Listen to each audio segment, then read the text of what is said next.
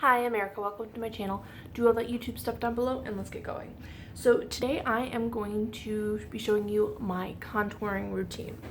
So we are going to start with the Catrice Cosmetic Liquid Camouflage. I've only been using this for about 2 days now, but I have enjoyed it. It hasn't creased at all. I'm not completely sold on the coverage of it, but I'm also afraid to go any thicker because then it might start creasing. So if you are just looking for a lighter coverage, this might work for you. I always say that I look better on Mondays than I do on Fridays, but Fridays I'm just like completely exhausted and everything is heavier. So maybe this is like a Monday product, and I just need something heavier for Fridays.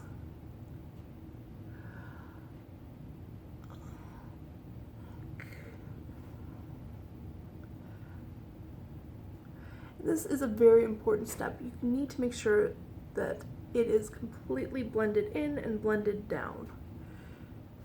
This is what's going to help prevent the creasing later on. And I always take it up the side of my eyeshadow to kind of create this nice crisp line that creates kind of like the illusion of a cat eye. One thing I do like about this is that it doesn't have a quick dry time. So that gives me time to really work in that concealer and make sure that it is laid down exactly the way that I want it.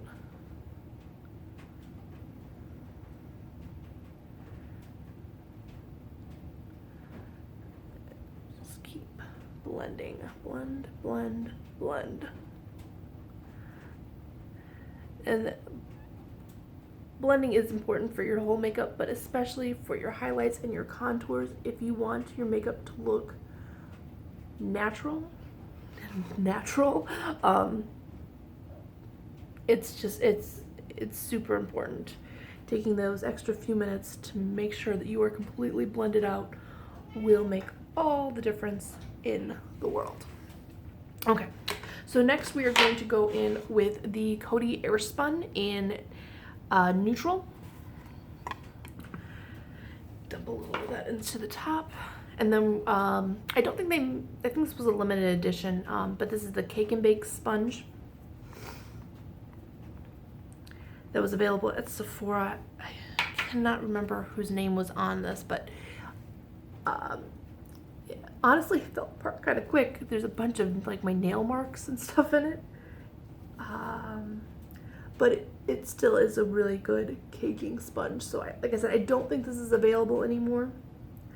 But it's just a really, really dense sponge, almost more like rubber than a sponge.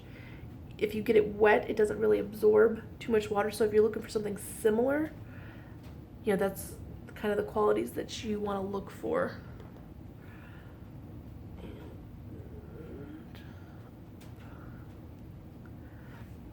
Now I know that people have different opinions on baking. I personally enjoy it. I think it really makes a difference in my finished look, especially under my eyes. And then we'll just take it up. The other thing I really like about this is that I use this kind of measurement to make sure that my eyebrows are the correct distance apart. If I overdraw or underdraw them, I know when I go to put on my bake between my eyes.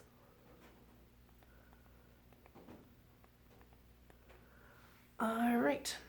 So while that is setting, we are going to do the contour.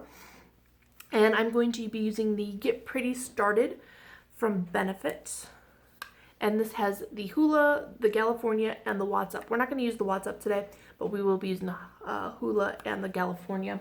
And I recently saw on their Instagram that this is still available. So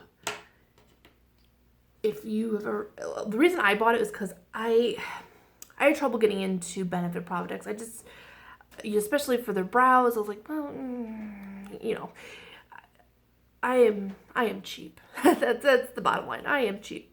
So they had this nice palette. I think it was $22 for all three of them, and I thought it was just a nice way to really test out the products.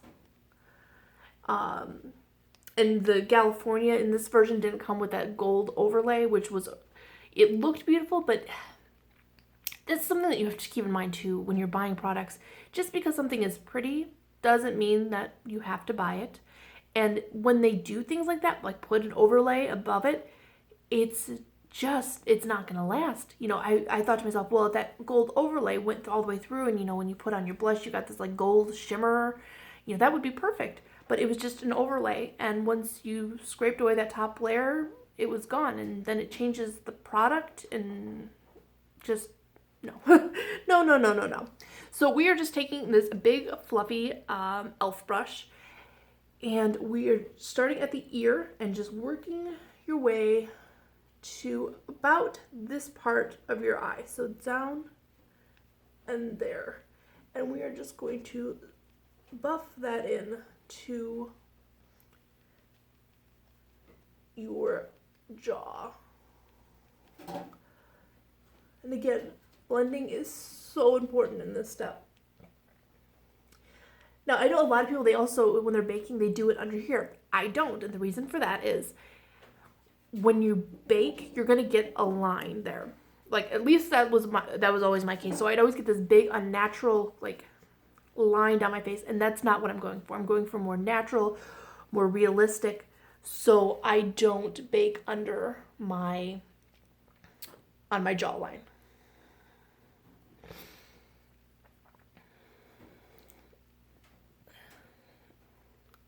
But we will add a little bit of white powder there when we are all done with the leftover that's on the brush. So we will lighten it up a little bit. We just don't bake that area. Okay. All right, that is looking pretty well blended.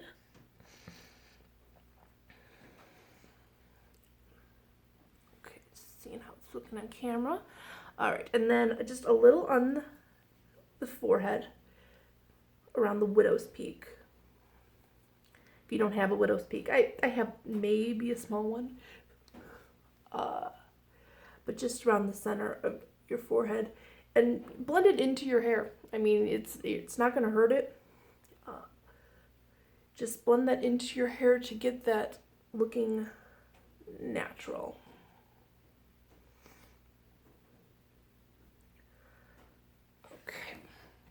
Now we're going to do our nose contour, and just going to use this. It's a fake Artiste brush called JPNK. I got it off Amazon. I think I got the whole pack for like $12. But this size is perfect for contouring the nose, or at least my nose. Everybody's nose is different. But I really, really enjoy this brush for contouring my nose. And then once it gets right up into the corners, and then we just buff that in.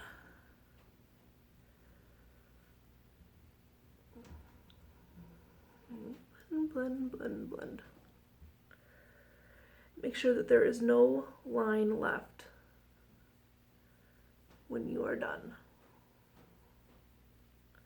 So you want that soft and you want it natural.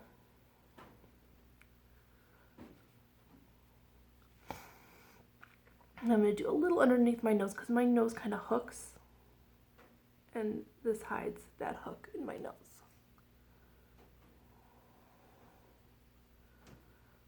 Okay. One more time, up and down the nose. Alright. Check the monitor. Check my mirror. See how I look in real life. I'm gonna go over one more time with my big fluffy brush.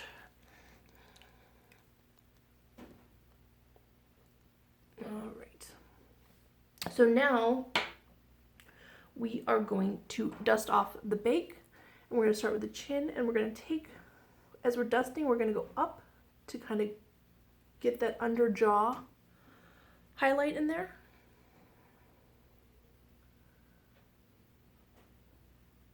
All right. And then we'll dust off the eyes.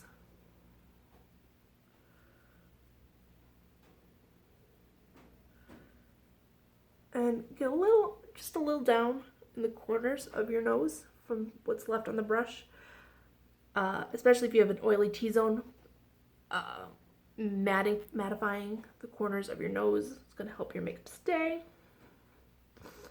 And then just brush off that bake on the forehead. And we are good there. So next, the blush, and like I said, we're going to use the California in this palette. And this is the e.l.f. Foundation Blurring Brush, but it is an excellent blush brush. So when you do your blush, never start with your cheeks. Always start back at your temples and work your way down. That way, if you have too much product on your brush, it will be easier to blend it out and make it less apparent. And again, with our blush, we are going to blend this like our lives depend on it. We're going to blend that down into the contour, up into the jawline, or up into your hairline, I should say.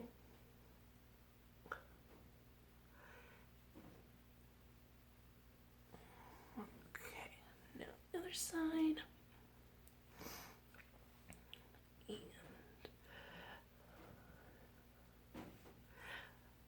Another thing that's really a personal preference is how much blush goes on the balls of your cheeks. I do it sometimes, you know, if that's the look I'm going for.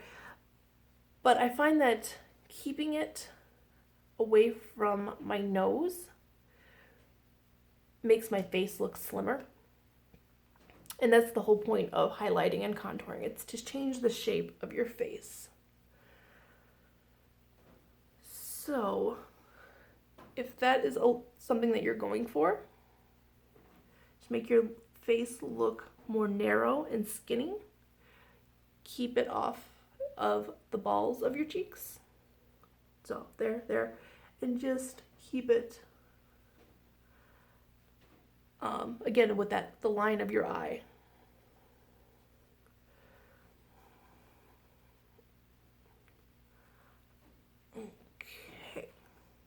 Monitor, mirror. All right, we are looking pretty good. Okay, so next we are going to do the highlight. And today for the highlight, I'm going to be using this Jouer in Rose Gold. It's really pretty, but the packaging is so bad. Fingerprints everywhere. And these are the minis. I got in a 3-pack. It was part of their holiday set. So we are just going to take that. We're going to take it with the brush blush today because I want a impactful highlight, but this is actually just going to be the base of it. And this way the highlight blends into the blush because you still have that blush on your brush. So that, you know, like I said, this is just a lay down. It's supposed to be kind of natural, and then just a little on the forehead and a little down the nose. Okay. And then we are going to go in with the Milk Glitter Stick. I'm not going to rub this onto my face. 2 reasons. One, there is real glitter in here, so it's kind of like a sandpaper consistency. Not like sandpaper, but it's a kind of a rough consistency. And so if you try just rubbing it straight on your face, your foundation, your blush, your highlighter, it's all going to come off. Second, warming it up on your finger and getting nice coverage, and warm it up and make it not do that. So we're just going to tap this in.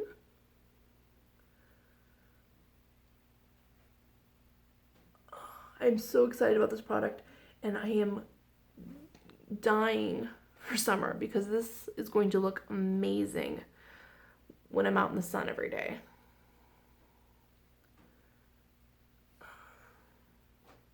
And we're just going to tap that in.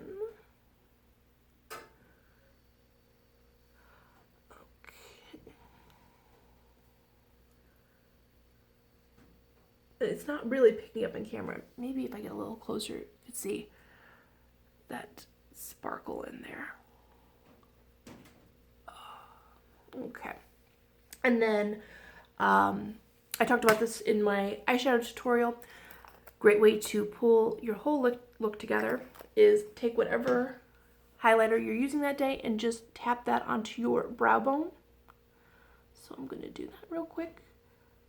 And that will pull this look together.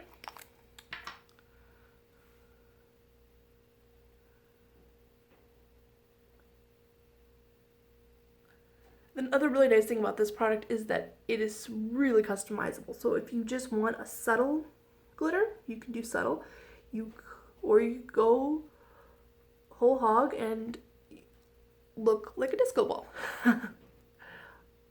Alright, so that's all tapped in and shiny and beautiful, and that is it. I'm gonna go finish the rest of my face and start my day. So you all have a good one, and I will see you in the next one. Thanks. Bye.